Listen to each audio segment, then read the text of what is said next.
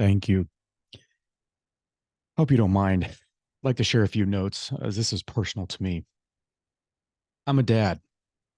I have a 9-year-old daughter and an 11-year-old boy. I drive them to school every day. I'd say it's time for randomness to take center stage in the Berger mobile. They want to talk about schools, friends, politics. Yes, politics.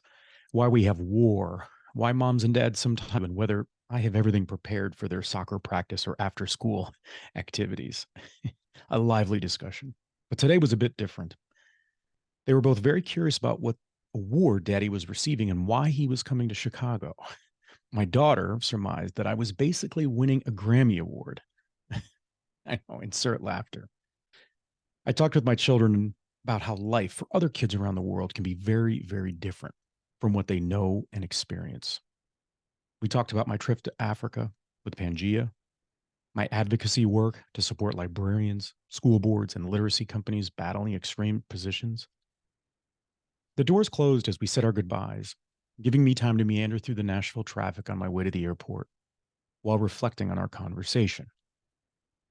I'm proud that my children are curious, that they question the immediate world around them. And then I think about the door to life that I have been blessed to have access to.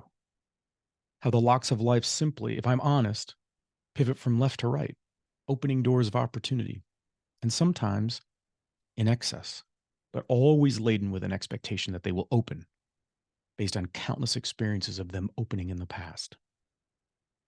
Many of the doors that have been unlocked for me have come through hard work and hopefully through a delicate balance of individualism and collective opportunity.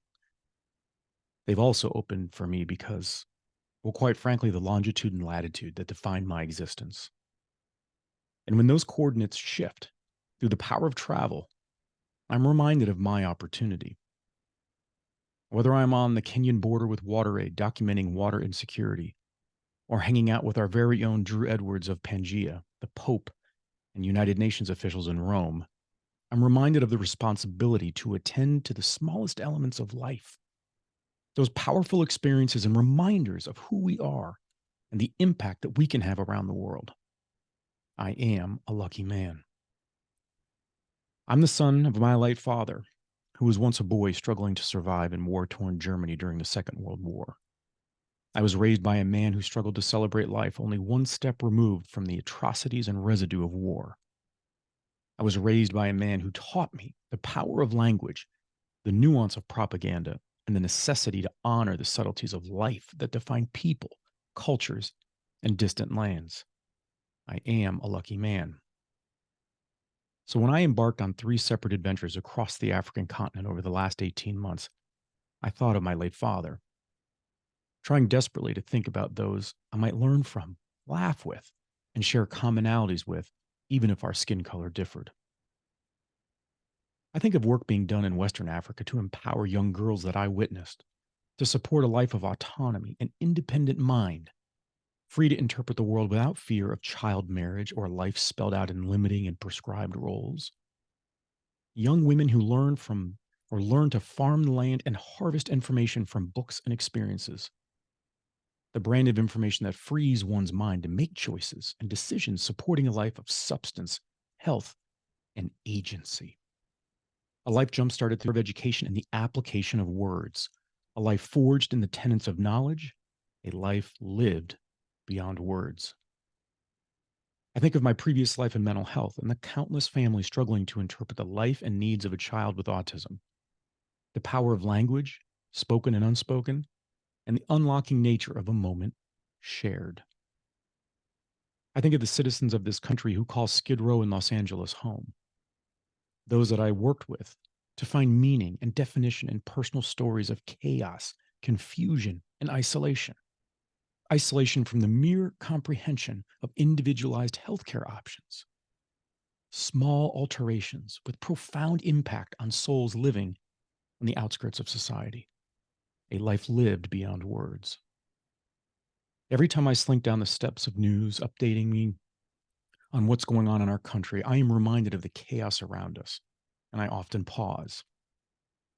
I think about generations past and what they might think about a world in 2023 that is defined more by our differences than by the genetic code of our connection? Are the troubles we face any more daunting than those of past generations? Sadly, I live in a state, Tennessee, that openly prides itself on banning books that tell the story of Ruby Bridges, books that invoke the teachings of Martin Luther King Jr.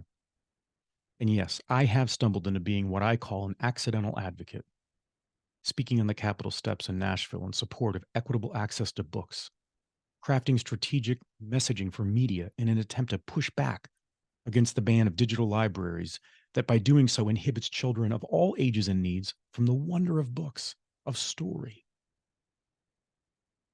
It's easy to think of literacy as the ability to read the words in front of us with context and understanding of the emotions displayed through rich and poetic verse. Literacy, in truth, unlocks the door to life, to a sense of agency, allowing for the beauty of life to unfurl. We're all here tonight because we all support a literate society.